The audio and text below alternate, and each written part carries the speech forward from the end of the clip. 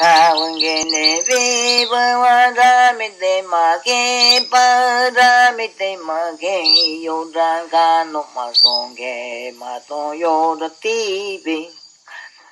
crois que tout a commencé en 2005, alors que j'étais encore étudiant en socio-anthropologie et que je revenais d'un long périple en Amazonie.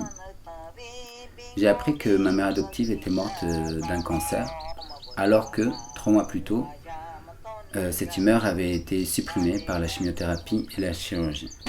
J'ai rencontré à Marseille un chaman, un authentique chaman, maître d'ayahuasca et artiste peintre, et surtout des amis qui avaient le même intérêt que moi pour la culture indigène d'Amérique du Sud.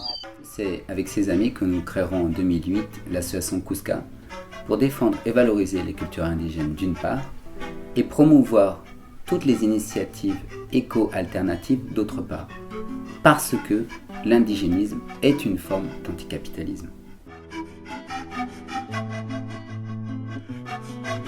Alors j'ai demandé au maître ayahuasquero s'il soignait aussi le cancer. Et il m'a dit que oui, pour les niveaux 1 et 2, avec certitude.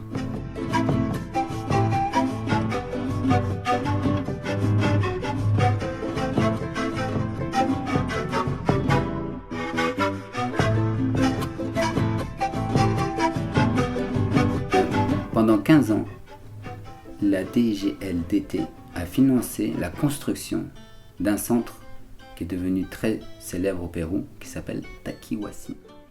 J'ai réalisé que même la santé était un domaine qui était soumis à la loi du marché, à la logique du profit, et qu'il y avait des thérapies contre le cancer qui avaient été écartées volontairement. Et puis, l'année dernière, j'ai encore perdu un proche de la famille, et j'ai décidé de reprendre mes recherches.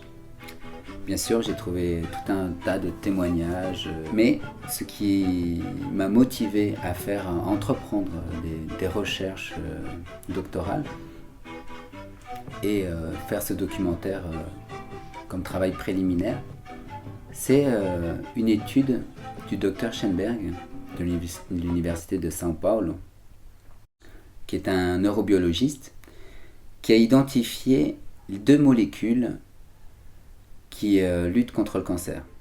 Je pense que ce documentaire est important parce que les recherches en neurobiologie sont à double tranchant. D'une part, elles font avancer la recherche contre le cancer, et c'est très bien. Mais d'autre part, si le but est d'isoler les molécules actives contre le cancer au profit de l'industrie pharmaceutique, elles n'aident en rien les communautés indigènes qui actuellement sont en lutte sur leur terre, au Pérou, en Bolivie, en Équateur, en Colombie. L'esquisse est donc de financer les déplacements entre la France, le Brésil et le Pérou, à la fin d'aller à la rencontre de ce chercheur, des centres d'ethnomédecine, des patients qui sont dans ces centres et des patients qui ont été guéris du cancer, afin de connaître leur état de santé déjà et leur représentation tant de la maladie que de la thérapie et des tradipraticiens. Mais pour financer le montage, l'étalonnage, le mixage et l'édition, nous devrons atteindre 300% de la collecte.